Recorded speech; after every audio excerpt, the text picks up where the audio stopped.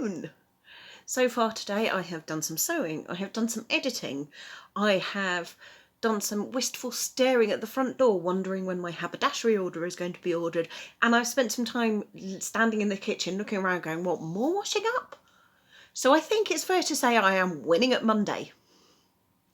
I've just had a little shuffle through the box of haberdashery stuff that this phone is currently resting on. One thing I did find, there's lots of things I found, but one thing I did find was this, which I wore on my bra when I did the moonwalk many years ago. I'm not sure what I'm going to do with it because I'm not really a pink and sparkly kind of a person. However, it does sort of match the pink of that kind of well. So yeah, we'll see. But I may as well do something with it rather than just have it sitting in a box. So, and it, oh hey, I just dropped it.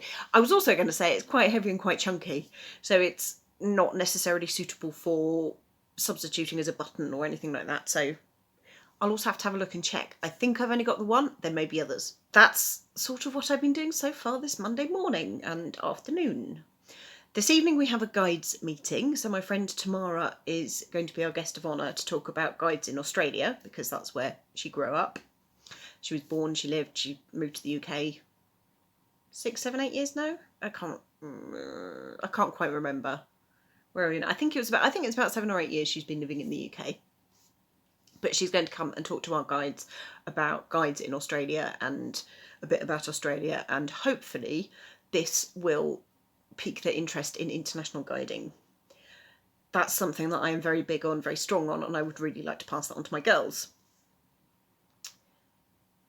I spoke to Tamara last night and we had a great long conversation about programme and politics and policies of the different organisations and uniform. And there is a dress that they had in Girl Guides Australia, and I really want to get hold of some of the fabric because it's really very cool fabric. Not necessarily sure I'd want to wear the fabric, but it is very, very cool fabric. So that's kind of a up here, and I'll start hunting on eBay if I can find the correct search terms. Now my choice, more sewing, more editing, carry on watching The Call of the Midwife, or do some washing up. Let me think about that one, shall I?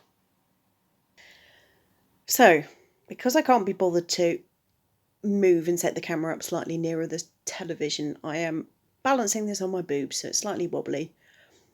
I started watching this yesterday. Was it yesterday or the day before? I've lost count now. Anyway, I thought there was 3 parts to it, and I was looking forward to watching the 3rd part today, and I've tuned into iPlayer to find out there's only 2 parts. So yeah, I must have started watching it the day before yesterday because I watched the 2nd part yesterday. So I'm kind of disappointed there's not a 3rd part, but parts 1 and 2 are really good and I would recommend them.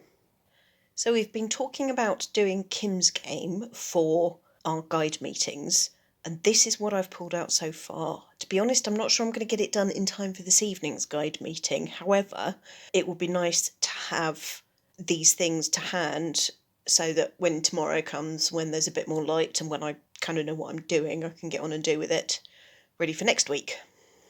So we're just about to start guides. I was going to wear my hat because I've not had the chance to wear my hat, and then realised it's not going to go with these very well. So this is Nim, my Egyptian fertility symbol. And I didn't realise until right near the very end of the guide meeting that he was in full view behind my shoulder. I'm not going to pan down because it is a completely and utterly inappropriate thing to have in the background. Luckily it was far away and sort of dark enough a corner that nobody noticed, but oops. James wanted to check if the box was working because he thinks the internet may have crashed, so he came in to check the TV, and this is the programme that was on. Naked Attraction, which, as you may have guessed from the title, is not family friendly. So there you go, government website telling you how to make it. There you go. Government website telling you how to make a face covering from a t-shirt. And can I find the old t-shirt that I would happily cut up? Can I heck? So it's stupid o'clock in the morning. I really should be in bed. Long, long past my bedtime. James, I think, has already gone and is fast asleep.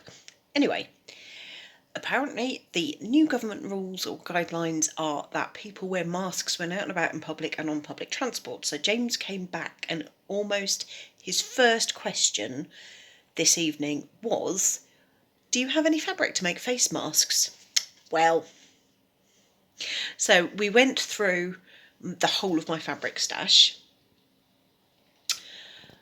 Also, in addition, I pulled out these two.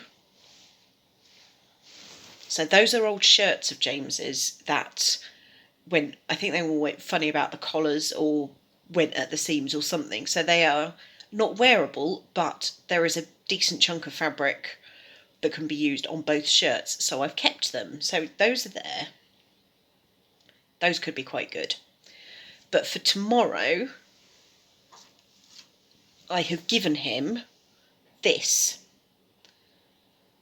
which is a buff. It was a buff that was given to me last year as a freebie to promote the Boy Scouts of America National Jamboree, which is happening next year. I will not be going to the Jamboree. I have other commitments and I'm not a big fan of BSA. So James has got that for tomorrow.